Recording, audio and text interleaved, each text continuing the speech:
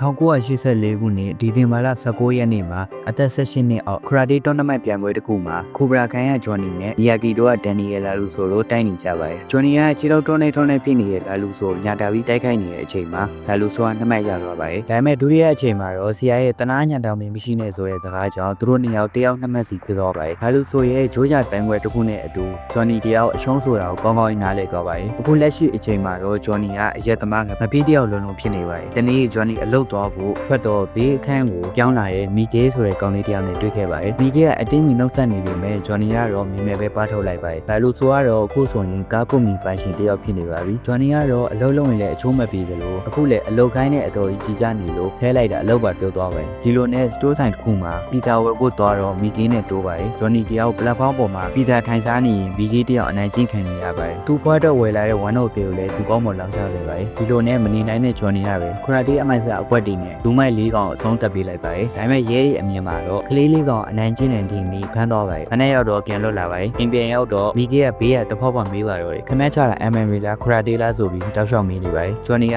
ရှေးအောင်ခရာတီတစ်ခုတည်းဖြစ်ကြောင်းမင်းကိုလည်းမသိပေးနိုင်ကြောင်းပြောခဲ့ပါတယ်။မီဂေးကလည်းចောင်းခွင့်ရဲ့အနိုင်ကျင့်ခံရမှမှန်သိတော့ဘေးနားနီတဖောက်ဝတင်ဖို့ပူစားပါတယ်။ဂျွန်နီကတော့ညင်းတယ်ပါ။ဒီလိုနဲ့ဂျွန်နီအိမ်ထဲဝင်တော့သူ့ပထွေးနဲ့တွေ့ခဲ့ပါတယ်။ဘာလာလောက်တာလဲဆိုတော့ဂျွန်နီအမေကိုဂရီပေးခဲ့တဲ့အတိုင်းသူ့ကိုဆောက်ရှောက်ပါမယ်ဆိုတဲ့ဂရီကိုလာတီးရဖြစ်ပါတယ်။ဒါပေမဲ့ဂျွန်နီထားရင်မလို့ပါဘူး။ညရောက်တော့ဇကားကြည့်ရင်မိုတီရနေတဲ့အချိန်မှာလာလူဆိုဂျွန်ညာဝင်လို့တောက်နေစားဘီယာဘူးခွန်နဲ့ပြခွဲလိုက်ပါတယ်။ဒီလိုနဲ့ဂျွန်နီတယောက်အရင်ကအမတ်တရတွေကိုပြန်တွေ့ရင်နေရာကိုသွားခဲ့ပါတယ်။အဲ့နေရာကတော့ပြန်ပန်းမှာရှုံးလို့ဂျွန်နီကိုဆရာအနိုင်ကျင့်ခဲ့တဲ့နေရာဖြစ်ပါတယ်။ဂျွန်နီဆွေးလို့မပြီးသေးခင်မှာပဲဂျွန်နီကားနဲ့ဝင်တိုက်သွားပါတယ်။ကားတိုက်မိလို့သူလုတ်တယ်ငါလုတ်တယ်နဲ့ရန်ဖြစ်နေတဲ့ကောင်မလေး၃ယောက်ကဂျွန်နီရဲ့ပြုတ်မှုတွေကြောက်ပြီးထွက်ပြီးတော့ပါတယ်။ဒါပေမဲ့ဆင်ကောင်းလာပဲသူကားကိုပြင်ပေးမဲ့နေရာလာလူဆိုကားကုန်ပြီဖြစ်နေပါတယ်။သူ့အနေနဲ့ကားကိုပြင်းတဲ့တန်ဆူဘူးကိုပြောပြီးမဲ့လာလူဆိုနဲ့ထိတိုက်တိုးပါတယ်။လာလူဆိုကအရင်ကအကြောင်းတွေပြန်ပေါ်ရင်ဂျွန်နီကိုမတိတတိစနေပါတယ်။အဲ့လိုနဲ့နောက်တော့ဂျွန်နီအချင်းတွေကိုနားလေသွားပြီးမင်းကောက်ကိုလည်းငါပဲပြင်ပေးပါမယ်လို့ပြောလိုက်ပါတယ်။ဂျွန်နီကလည်းသူမတက်မှန်နေဘူးပမာဏမို့ညှက်ခံလိုက်ပါတယ်။ပြီးတော့ည